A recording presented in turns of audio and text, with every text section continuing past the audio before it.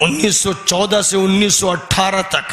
جو پہلی جنگ عظیم یورپ میں بھڑکائی گئی تھی وہ صہیونیوں کی طرف سے بھڑکائی گئی تھی، اور اس کا پورا فائدہ صہیونیوں نے حاصل کیا۔ عالم اسلام کو تار تار کر کے رکھ دیا گیا، ترکی کی کمر توڑ دی گئی اور عالم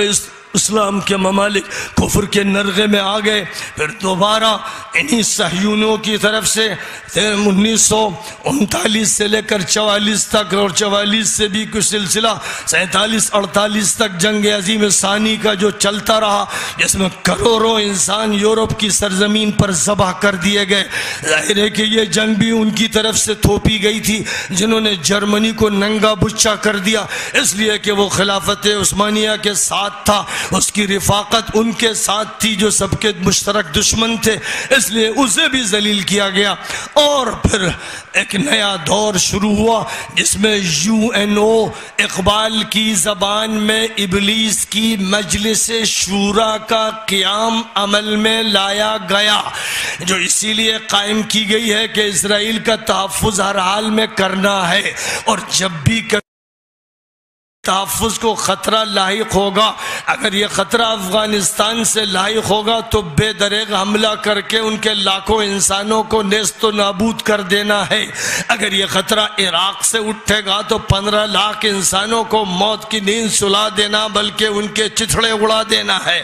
اگر یہ خطرہ اب سیریا سے نمودار ہو رہا ہے تو سیریا کے حصے بکھرے کر کے اس کے جیتے جاگتے چمکتے دمکتے شہروں کو ملبوں میں تبدیل کر دینا ہے۔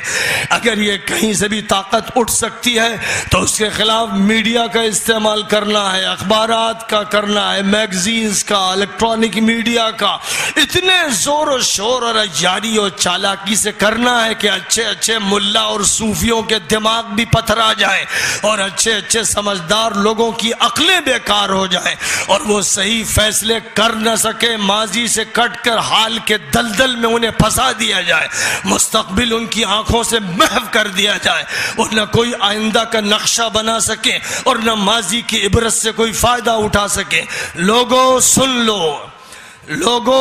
لو کہ ابلیس کی مجلس شورا کے فیصلے اس دنیا میں نافذ ہوتے رہے، لیکن آج لیبیا کی سرزمین پر، عراق اور سیریا کی سرزمین پر اور دنیا کے مختلف خطوں کی سرزمین پر اللہ کے ایسے غیور و باہمیت بندے اٹھے ہیں جنہوں نے طے کر لیا ہے کہ ابلیس کی مجلس شورا کو برخاست کر کے رہنا ہے، جنہوں نے فیصلہ کر لیا ہے کہ وقت کی سب سے بڑی خطرناک عیار طاقت یعنی اسرائیل کا خاتمہ کر کے رہنا ہے۔ اس لیے پورا منظر نامہ ایک تھرڈ ورلڈ وار کا قائم ہو چکا ہے۔ تھنکرز کہہ رہے ہیں، فلاسفرز کہہ رہے ہیں، تجزیہ کار بول رہے ہیں، حالات پر نگاہ رکھنے والے کہہ رہے ہیں 2 جنگیں یورپ میں ہو گئیں، تیسری جنگ مڈل ایسٹ میں ہونی ہے، اور چونکہ مڈل ایسٹ ہی کا وہ خطہ ہے جس میں عیسیٰ مسیح کا نزول ہونا ہے، جس میں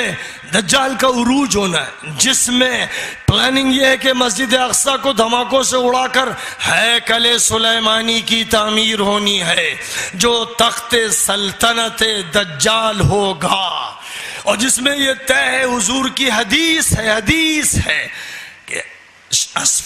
ایران کے شہر اصفہان سے 70,000 یہودی دجال کی معیت اور رفاقت و مدد کے لیے اٹھیں گے۔ یہ حضور کی صحیح حدیث ہے، اور 70 کا لفظ کثرت کے لیے بولا گیا ہے، اور ایرانی حضرات سے مجھے براہ راست یہ بات معلوم ہوئی ہے کہ سب سے بڑی آبادی یہودیوں کی جو بڑھتی چلی جا رہی ہے اس وقت اصفہان میں ہے۔ شہر اصفہان یہودی آبادی کا مرکز بنتا چلا جا رہا ہے، تو گویا نگاہیں میری حضور پاک علیہ السلام کو بولتے ہوئے دیکھ رہی ہیں۔ جیسے سورج کو نکلتا ہوا دیکھنے والے کو یقین ہوتا ہے، ویسے مجھے یقین ہے کہ نبی پاک علیہ السلام جو باتیں ارشاد فرمائی، دنیا کا منظر نامہ ان باتوں کے وقوع پذیر ہونے کے لیے تیار بیٹھا ہوا ہے۔ ایک تیسری جنگ عظیم کے لیے پوری فضا گرما گرم بنتی چلی جا رہی ہے۔ اس لیے یاد رکھیے کہ سیریا سے یمن تک کا پورا خطہ دہکے گا، سلگے گا، شعلے بھڑکیں گے، اور یہ بات غیر متوقع نہیں ہے۔ اس لیے آپ جو کچھ دامیں، درمیں، قدمیں، سخنیں کر سکیں سب کچھ کریں۔